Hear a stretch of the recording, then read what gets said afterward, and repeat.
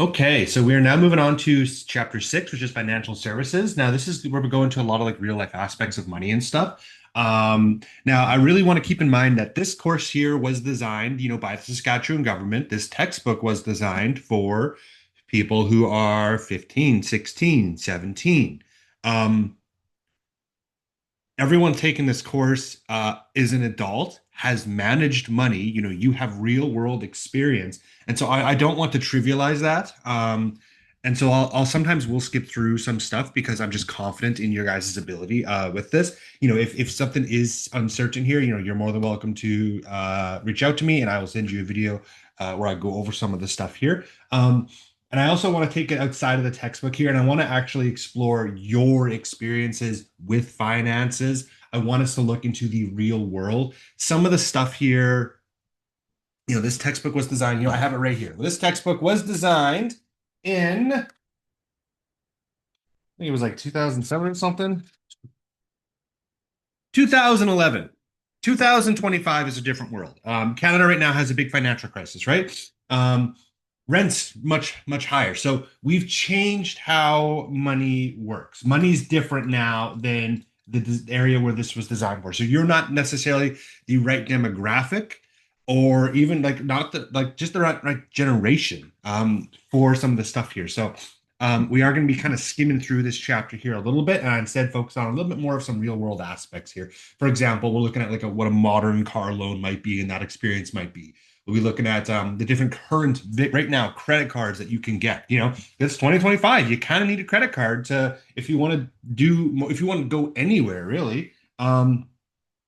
It's kind of like a necessary step along the way. So we're going to be looking at stuff like that. So yeah, and I rant over. Let's start going over this. So this is on page 279. So this one here, really, just going to be looking at a couple different banking options here.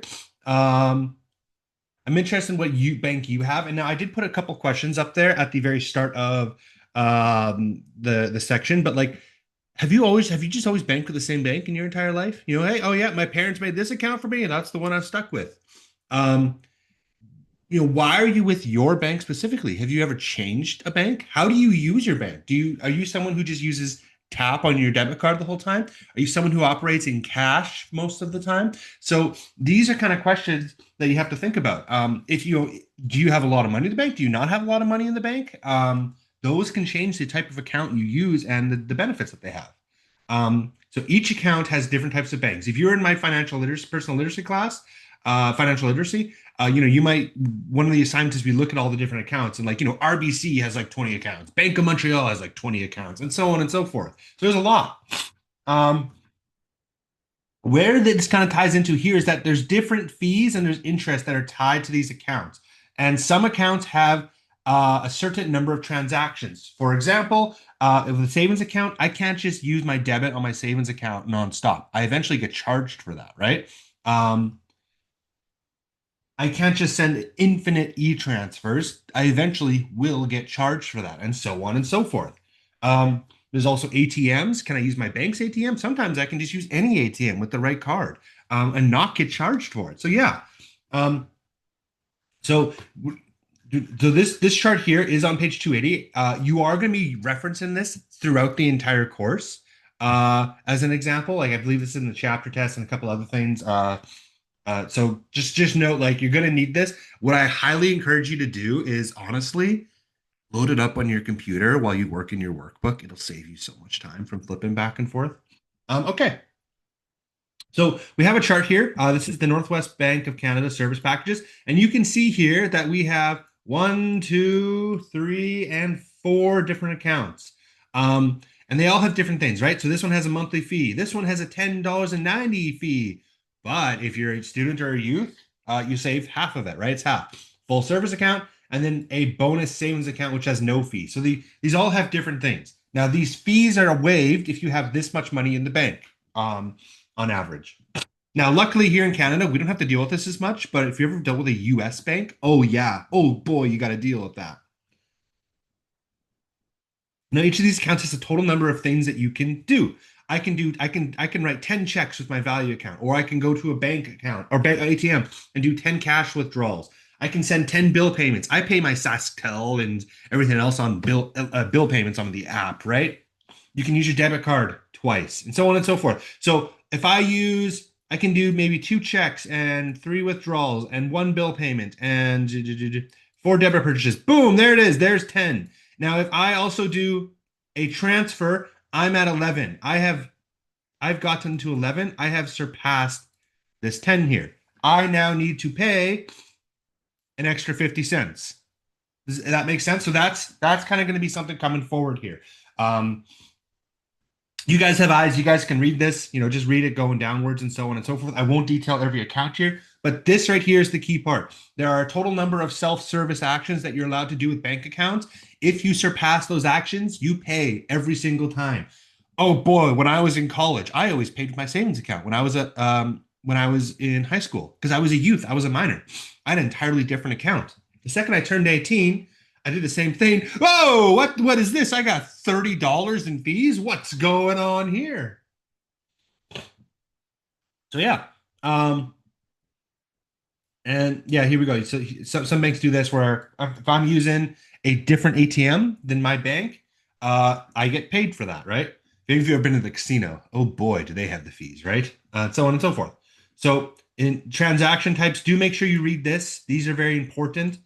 A little star here, because tends to be the confusing part is I don't know what's a service, what's a self-service, and what's a teller assistant. Teller assistant are things where you need to physically go to the bank, right? So I need to take a cash withdrawal from the teller, not an ATM. That's fine. Um, Bill payments, transfers, travel checks, foreign currency purchases, when I exchange money, everything else is self-serve. So this is important to know. This is the logic the textbook operates on. Okay. So yeah, we got example 1 here. Go. So 1 month, Mary makes 2 deposits, 5 cash withdrawals, and she pays 4 bills online. 2 plus 5 plus 4. She has done 11 services. Now she has an account balance over $1,000. Calculate her fees for each of the accounts. So calculate her fees for each of the accounts. Well, as you can see here, I'm going to actually use the solutions a lot for this one here. Oh, for the value account here, that fee is waived, right? Because she has $1,000. Doesn't have to pay that. But there's only 10 self-service ones. She has that 11 transaction, cost her 50 cents. Excuse me. So for a value account, it's 50 cents. For a self-service account, she doesn't have that minimum fee, so she has to pay that fee. But she's done all of her self-service transactions. She's still under 25, so that's covered. So in this case, 1090 for the self-service. For the full service, doesn't meet that fee, so has to pay 24.50. 40 self-services, she's under that, so this would be the total cost here. And then for the bonus saving ones, there's no monthly fee, but only 2 debit transactions are free. This is what happened to me as a youth. So she has to pay $1.25 for those 9 transactions. So it's $11.25. So out of all these, which one's the best bank? Value one. Cost her 50 cents, right? As long as she maintains that $1,000 fee. Even if she doesn't maintain that, though, $3.90, that's not a lot. She'll be fine there. So yeah, Mary should use the value account because her fees are the lowest. All right, so for this one here, so again, you're going to be referencing that same thing. I'm not going to scroll up to it back and forth a whole bunch. I'm going to try not to anyways. But you're using that to answer these questions. So we have someone who makes 2 direct deposits per month, pays 4 bills online. He also did 5 cash withdrawals and 10 debit purchases with his bank card. So 2, 6, 11, 21 actions. He also maintains a $1,500 service charge for the month if he had a. So you want to calculate his service charge here. So he has 21 things. He has $1,500. I'll do the first one here with you, right? The fee waived. He's at $1,000 or more, but he's over the self-services and he's 15 over them, right? So he is 15, right? So fee is waived. 15, or sorry, he has 11 self-services times 50 cents each. be $5.50. So total cost here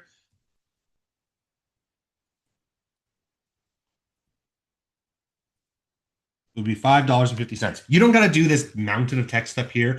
This is fine. This is speaks plain enough, right? I will know what you're talking about if you include this. I would say this just probably should be the minimum of your work, just so you know it's really clear. If you just write 550, where'd you get that number, right? So that's all I ask is do some basic like work there. What I'll do here actually is I will give you guys a chance now. I'm not going to go through a lot of this stuff here. I trust you guys for this. So do question B, 1B, 2, and 3. Pause the video and I'll put the answers up in 3 seconds. So 3, 2. For the self-service account, this one will be 0 because he's under the fees and he's won't get charged the fee and he has enough minimum transactions. For question 2, it would be $33.75. For question 2B, it'd be $24.50 here. Because he's below the transaction fees here, right? So he's below the transaction fees. So yeah. Sorry, he's below the minimum balance. Ooh. Then question 3, it'd be $5.90. One thing to kind of note here is that foreign currency purchase. That is a teller purchase there. Right? Teller purchase comes with a dollar fee for these accounts and $1.25 for that one. I don't know if you can hear my cat. He's a little upset. I didn't let him in. All right. So example 2 here. So what we have here, so you're going to occasionally get tables, right? So this is a transaction table or history. I spelled transaction wrong. This shows their what they did along with the description, shows how much was withdrawn, how much was deposited, and what the total balance is. So for example, how does this work? Well, if I look at this one here, okay, so you read it like a book. You start at the top left and you read it right. Once you get to this part, you go down here, right? So this is my balance, $4,398.40. I can see there was a $100 withdrawal. I would now have $4,200, 98 and 40. And I just repeat that going onwards, right? Oh, so another $40 was lost. So that'd be 42, 58, 40. That math itself isn't that hard, but it's the attention to detail here that is very important, right? Where are you going to make a mistake here? It's not going to be with math. It's going to be a really simple mistake. And you just keep going down and down and down this list. Now, once you get to this part, I'm just going to put I'm just going to put $4,000 here for the sake of an imaginary easy number. This isn't actually what's supposed to be here. But when I get a $50 deposit, well, I put $50 into my account. And so on and so forth. You go down and down the list. And then eventually you'll find like a chart here. Now, one thing to note, though, is, again, this was a mistake. I didn't read the question fully, right? You really got to look here. How much will he pay in extra transaction fees? I forgot about that. I was so focused on what's the balance, I forgot that there might be extra transaction fees. He has a value account, right? So a value account here. He only gets 10 of these fees. And teller services are not covered in this case. Boom, non-Northwestern Bank. The second it's a non-Northwestern Bank, for example, I know that I should have added an extra 50 on here. I should have deducted an extra $1.50 here, right? So this actually should be 4,256 and 90 is what should actually go here. So very easy to make these mistakes. It is crucial you read it carefully, read the question carefully, read everything carefully, because you might just do exactly what happened there, right? I did that quite on purpose because it's really easy. The math itself here is not hard. So you might just jump into it and then miss an important aspect to the question. So make sure you do that. So ultimately here, he did have one extra transaction. There's that non bank. So there would be an extra $2. He also made these transaction fees. So there would be a total of sorry, that should be $3. Sorry, 250. Wait, what? 50 cents, 150. Well, okay, no, there we go. Okay, yeah, yeah. Okay, $4 checks out. Perfect. So you'd be an extra $4 in transaction fee. So you might have the correct balance here, but you'd still have to subtract $4 at the end of it. So just important to do that. You can do it line by line like this. I do encourage that. That's the safest way to do it. It's totally fine as well, though, just to do the balance like what I was doing, and then just pay some really close attention, like, aha, here's something. And then go to the teller fees. Here's like, oh, here's a teller fee, here's a teller fee, and then count up the transactions. You can do it that way. You can find the balance, figure out that there's these things here, and then take the extra $4 away. But technically, you'd be wrong on the balance aspect up here then. So I do encourage you to go line by line. I have tried to reduce some questions here for your assignments just to reduce the amount of work. Oh, excuse me. Allergies. All right. So at this point here, try out the build your skills thing here. I will fire up the answer here in a second. So try out question 4, try out question 5. And pause the video. So 3, 2, 1. All right. So for question 4, you should have something like this here. So your final total will be $2,775.47. Excuse me. So that would be your total balance here. Now for question 5 here, this would be your answer here as well, $101.48. He does have a value account, but all of these are covered in his 10 self services. He doesn't require any teller services in this case. So he's good to go. No additional fees, just $101. And then for question 6 here, your end balance here. Sorry, I forgot to fill out this chart here. Would be, let me look at my book. $626.81 would be the final amount here at the end of it. All right, so at this point, you guys should be able to do these practice questions here. All right.